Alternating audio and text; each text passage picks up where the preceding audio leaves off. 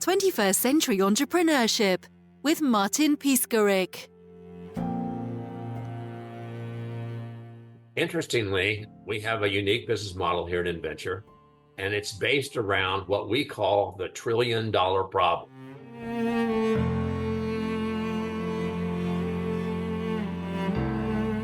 What in the world is that, and who has it? Well, interestingly, the largest companies around the globe spend over $1 trillion, that's with a T, $1 trillion every single year on R&D. But only 6% of that turns into revenue generating products for the guys who spent the money.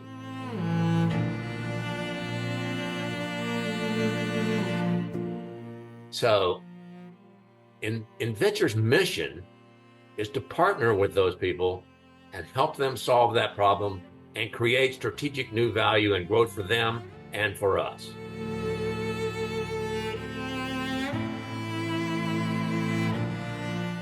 A natural question would be, why do those big companies choose us? And it's because they have huge marketing teams and sales teams that are in touch with the market all the time. So they know what the market wants and what the market's willing to pay and how much it's willing to pay. And they often, because of this $1 trillion spend, they often have technologies that will even solve that need that they know about. And yet, for decades, the boards of big companies have been narrowing their mandates, narrowing their product lines, and so forth. So often, the solution for the need is not in their board mandate. So they need someone else to do it because they know they have a need that's worth money to them. And that's what we're here for.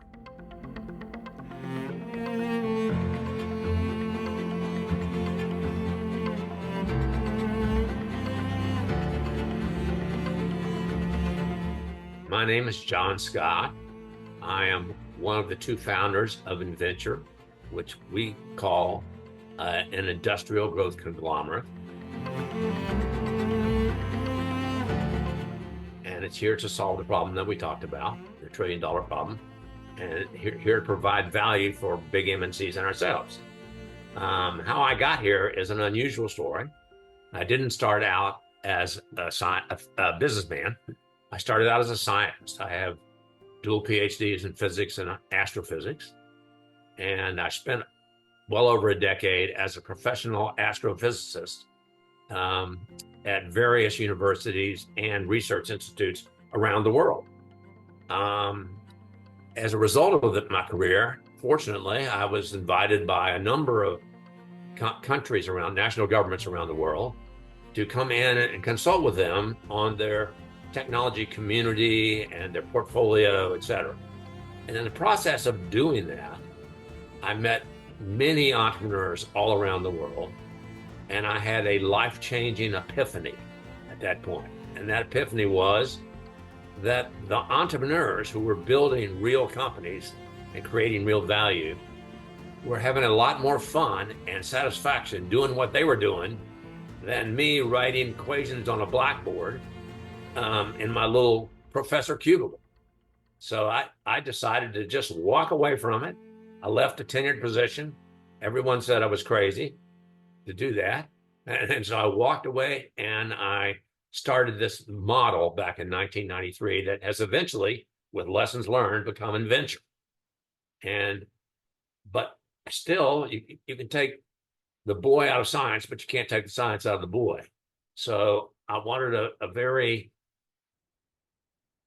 quantitative approach to how to do this, how to make myself a serial entrepreneur.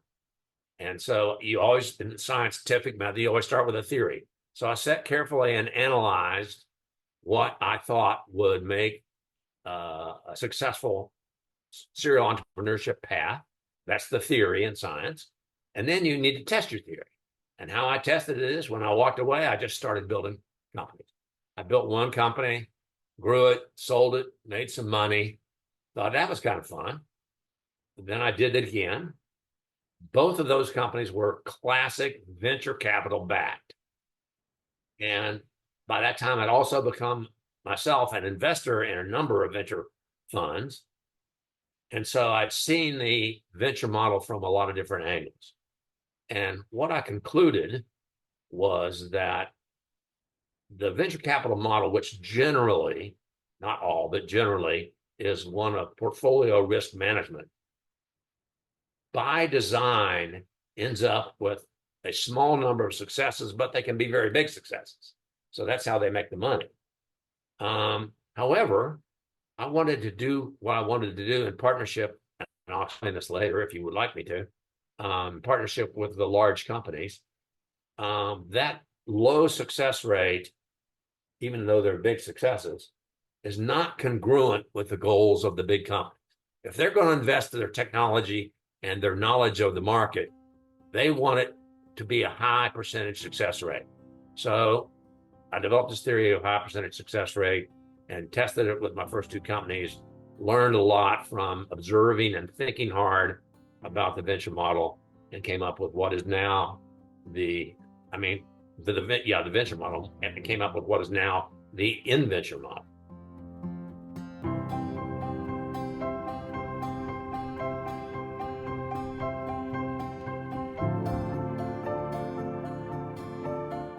The basis of what we try to be is we are an industrial growth conglomerate. We get growth by starting new companies that are high growth and successfully doing a new one about every year, 18 months. And the ones we already have are early stage, so they grow fast. So you got two modes of growth. The individual companies grow and we add more and more. But the seeming contradiction of that is you think of early stage companies, then you naturally think of risk. And so the key element of reducing risk in starting new companies is to marry the power and market reach of the large Fortune 100 type companies with the creativity and flexibility of an entrepreneur.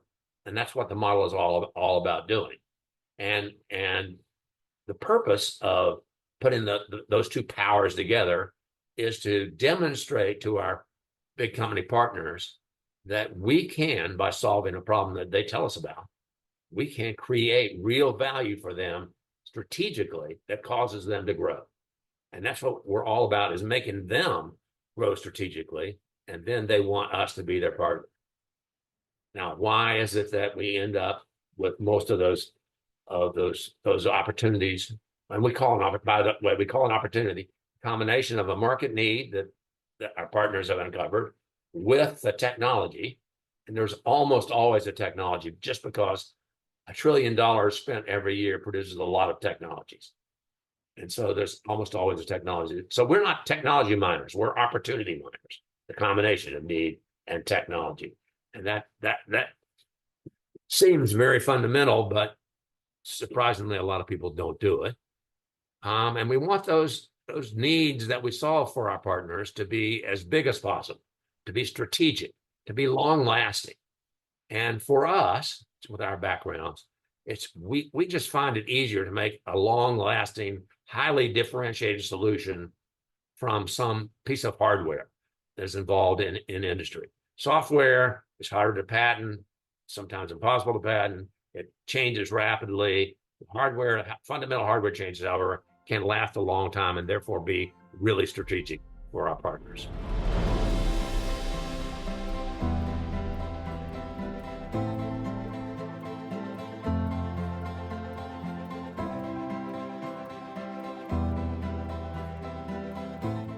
Martin, I think that there is sort of a fundamental characteristic of typical entrepreneurs, which I think creates some problems that they could easily avoid. And that is that most entrepreneurs don't build a business around a technology that they think the market will need, or that they know the market. They build it around something they are interested in. In fact, it's a known statistic that 40% of all new companies fail because even if they successfully produce the technology, the market doesn't want it or isn't willing to pay for it.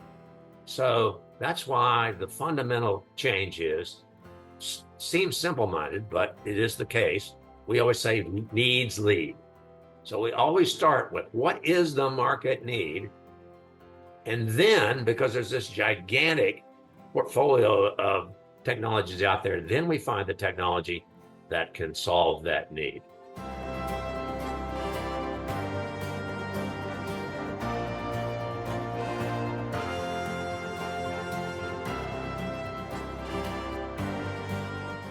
To get into a little deeper into the combination of need and technology, the important factor for gaining these large companies as partners, or for gaining anybody as customers, is really the economics of what you're bringing to the table, what the new thing is.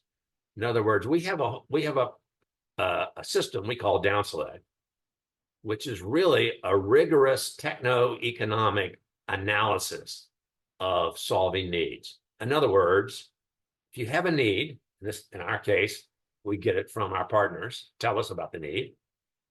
And we know lots of facts because they have these gigantic marketing teams gathering the facts. So we are able then to analyze, if we solve this problem for you and your customers, how much new value in dollars and cents is created in the marketplace by solving that problem. And that's that value proposition. It's what drives the compelling nature of being partners. If the number is large enough, it compels them to want to be your partner, particularly in the case where they can't do it themselves because of their corporate mandates. So they need outside partners to help them innovate and build this new solution. And in fact, many of the big companies now have offices which have various names, but one, for example, Procter & Gamble used to be called the Office of Outsourced Innovation. And that's what they look for, partners that can do this when they're not allowed to, even though they know best what needs to be done. And so that it's all about analyzing the economics of solving the problem. And if that's a big enough number, then the large partner, will be compelled to not only license you the technology or sell you the technology, but they also will be compelled, because we show them how much money they can make, they'll be compelled to be a customer for this solution. And that's what we call closing the loop. They give us the technology and the need, and then we build a solution, and then they become early adopters. So that factor that they are large early adopters of your solution is one element of how our model reduces risk all across the board. Because people think of startups as risky, but this model reduces the 5 key risks significantly.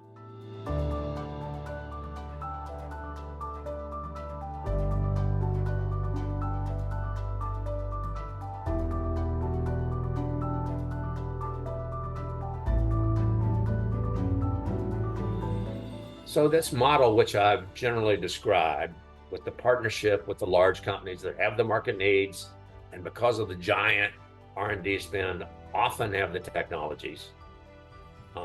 When we show them how it can help, the solution can help them grow, and by how much, if it's large enough, they want not only to be our partner, but to be early adopter of the solution that we say. And that's a big risk in entrepreneurial world, but it also reduces other risks that startups typically have. First of all, you drastically reduce the market risk because you already know from the partner that there is a market need. So that eliminates 40% of the failures right there. Secondly, you eliminate the technology risk because they've already developed the technology.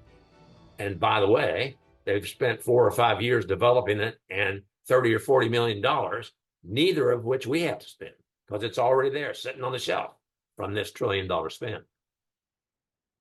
Thirdly, and this is a big one, many entrepreneurs don't realize, and there used to be a book called Crossing the Chasm. And the chasm is, once you have a solution, how you get to scaled adoption, market adoption. And that is solved, in this case, that risk is mitigated drastically by the fact that we've shown a compelling value proposition to our partner, And so they want to be the early adopters and they sign up to be your customer. So before you start the company, you already have your early large customers lined up. And that's a great risk reduction. A couple of more minor ones, the capital risk for the individual company solution that we build is reduced because Inventure, the parent company that forms these new codes, funds them completely.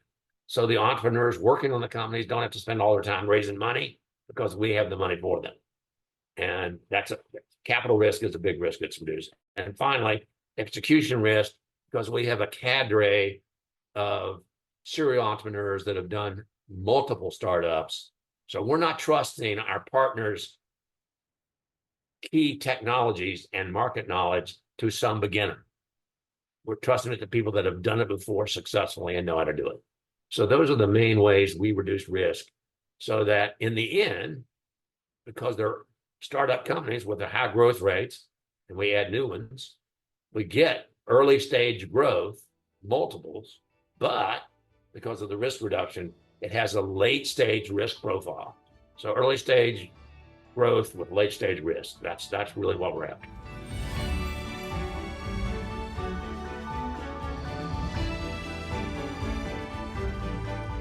We have 4 companies, 2 built with Procter & Gamble, 1 with Nokia, 1 with Dow Chemical so far, and we're selecting more for future builds. They all have an element of sustainability to them, every one, a major element of sustainability. But oddly enough, it isn't because we set out to be sustainable. It turns out to be a result of the model that I've just described. And how is that the case? Because the model is driven by needs lead. What does the large partner need? And virtually every major company has large needs to become more sustainable, more circular, more environmentally friendly. And almost all of them have made promises to their shareholders about how much they'll improve their green profile. And by improving that, they end up having many more customers that are interested in their products. And that's how they grow. That's how we grow them. And so they have these big needs. So since we always start with needs, those sustainability needs are just staring us in the face. So it ends up being a product of the needs lead philosophy and not the other way around. We don't start with to try to be sustainable. We end up being sustainable because there's so many needs that they have.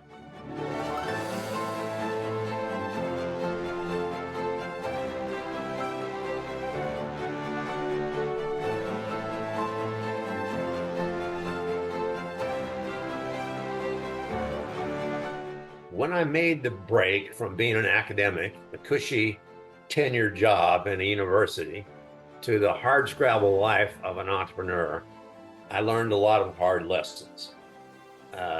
First of all, you find out that your competitors are after you every day, so you better be competitive minded. But in addition to that, there are many bumps and bruises along the way, ups and downs, funding problems, technical problems, all kinds of things come up. And so you better have a high tolerance for pain and the mental toughness to survive through the downs and get back up again.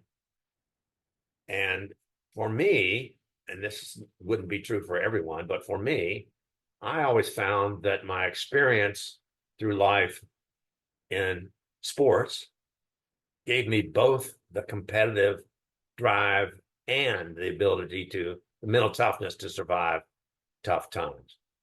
And I've always been in sports. When I was in college, I was on the judo team and won a number of championships and got to compete internationally a little bit. But unfortunately, it also cost me 7 knee operations. So after a little while, I said, well, I should learn that I better get in a different sport that's not so hard on my knees. So I switched from judo to rugby, and I played rugby for the next 50 years, including my last adventure in rugby was at the Huntsman World Senior Games a couple of years ago. And I always find that the competitiveness and the mental toughness are developed when you're in sports.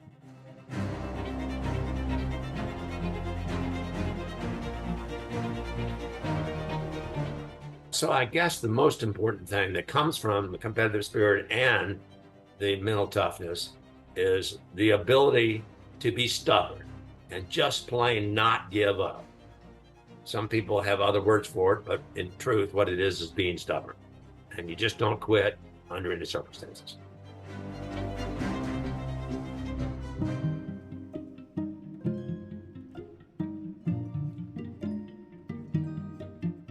If you want to find out more about our model, the easiest way is to go to our website, inventure.com, but Inventure is spelled with two N's, INNVENTURE.com. Go there, or you can contact me via my LinkedIn.